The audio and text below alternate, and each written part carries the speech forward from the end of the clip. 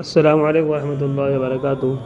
عورتوں میں بھی تعلیم کا اہتمام ہونا چاہیے اور دینی جذبہ ان کے اندر ہونا چاہیے، اور یہ آئے گا دینی محفلوں سے، دینی مجلسوں سے۔ اس لیے عورتوں کے لیے دینی تعلیم کا کوئی اس طریقہ کا اہتمام ہو کہ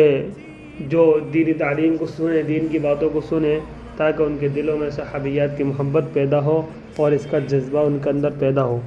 حضور صلی اللہ علیہ وسلم عورتوں کی تعلیم کا خصوصی اہتمام فرماتے تھے۔ ایک مرتبہ عید کے موقع پر حضور صلی اللہ علیہ وسلم لوگوں کو وعظ و نصیحت فرما رہے تھے، تو آپ صلی اللہ علیہ وسلم نے دیکھا کہ کچھ عورتیں بہت پیچھے بیٹھی ہوئی ہیں، تو حضور صلی اللہ علیہ وسلم نے محسوس کیا ہوگا کہ ان کو آواز نہیں پہنچ رہی،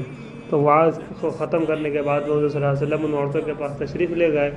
اور وہاں جا کر ان کو بھی وعظ و نصیحت فرمائی اور صدقہ کرنے کی ترغیب دی۔ تو حضور صلی اللہ علیہ وسلم کے زمانے میں خود عورتوں کے اندر بھی دین کی باتیں سیکھنے کا بہت شوق اور جذبہ تھا۔ بخاری شریف کی ایک روایت ہے کہ ایک خاتون حضور صلی اللہ علیہ وسلم کی خدمت میں حاضر ہوئی اور کہنے لگی، یا رسول اللہ، مرد حضرات دین کی باتیں سیکھنے میں آگے بڑھ گئے، کیونکہ وہ تو ہر وقت آپ کی خدمت میں حاضر رہتے ہیں اور دین کی باتیں سیکھتے ہیں، لیکن ہم عورتوں کو ایسا موقع نہیں ملتا، اس لیے ہمارے واسطے بھی کوئی ایک دن مقرر فرما دیجئے جس میں ہم آپ کے پاس آئیں اور آپ ہمیں وہ باتیں سکھائیں جو اللہ نے آپ کو بتائی ہیں۔ تو آپ صلی اللہ علیہ وسلم نے فرمایا،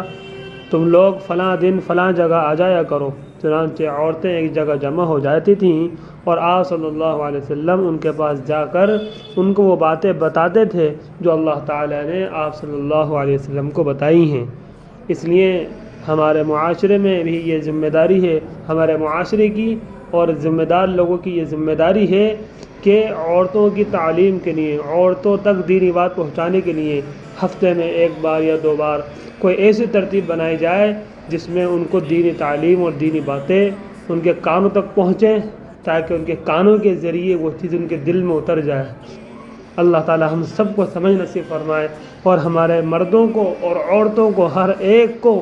دینی جذبہ نصیب فرمائے اور ایمان سے سچی محبت نصیب فرمائے۔